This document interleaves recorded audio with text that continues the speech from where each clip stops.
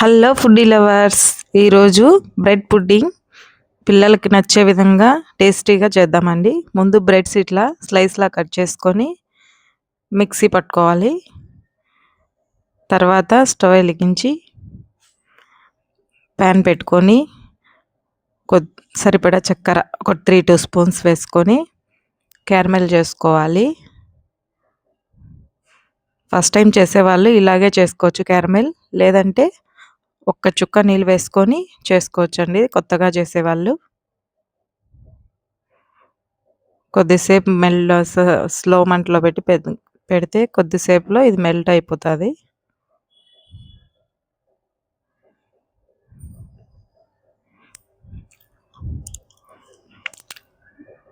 పిల్లలు బయట తినాలనుకున్నప్పుడు బయటి ఫుడ్స్ ఏం పెట్టకుండా మనం ఇంట్లోనే కేక్ తయారు చేయొచ్చండి. చాలా ఈజీగా క్యారమెల్ రెడీ అయిపోయింది. మనం ఏ బౌల్లో అయితే కేక్ చేయాలనుకుంటున్నామో దాంట్లో క్యారమెల్ వేసి రౌండ్గా తిప్పాలి, మొత్తం పరుచుకునేలాగా. లేట్ అయితే గట్టిపడుతుందండి, త్వరగా తిప్పేయాలి. వేడి మీదనే తిప్పి పక్కన ఉంచుకోవాలి. తర్వాత అదే ప్యాన్లో పాలు వేసుకోవాలి. మనం ఎంత కేక్ చేసినామో అందాజుగా వేసుకోవచ్చు. నేనైతే ఒక 1/2 లీటర్ వేసినాను.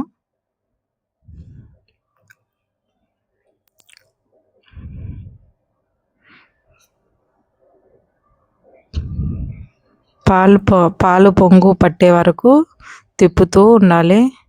సరిపడా చక్కెర వేసుకోవాలి.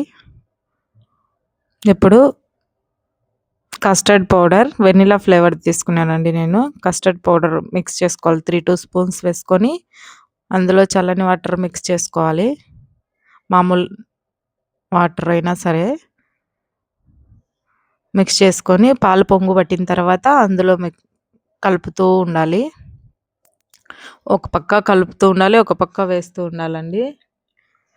గడ్డలు ఉంటలు కట్టకుండా బాగా వస్తుంది. తర్వాత బ్రెడ్ పౌడర్ వేసేయాలి. అంతేనండి.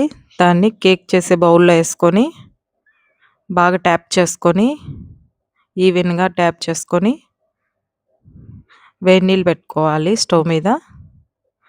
ఇది డబల్ బాయిల్డ్ మెథడ్ అండి. దీంట్లో స్టాండ్ వేసుకొని తర్వాత మనం తయారు చేసిన బ్రెడ్ మిశ్రమాన్ని పెట్టేసి మూత పెట్టేయాలి. ఆవిరిపోకుండా మూత పెట్టేస్తే ఒక 15 మినిట్స్ కొంచెం హైలో పెట్టి తర్వాత 40 మినిట్స్ మీడియం ఫ్లేమ్లో పెట్టుకొని ఉడికించుకోవాలి.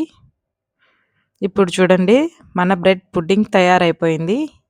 ఎంత సాఫ్ట్గా ఎంత టేస్టీగా ఉంటుందంటే తినే కొద్దీ తినాలనిపిస్తుంది. చాలా స్మూత్గా ఉంటుంది. పిల్లలైతే మరీ ఇష్టంగా తింటారు.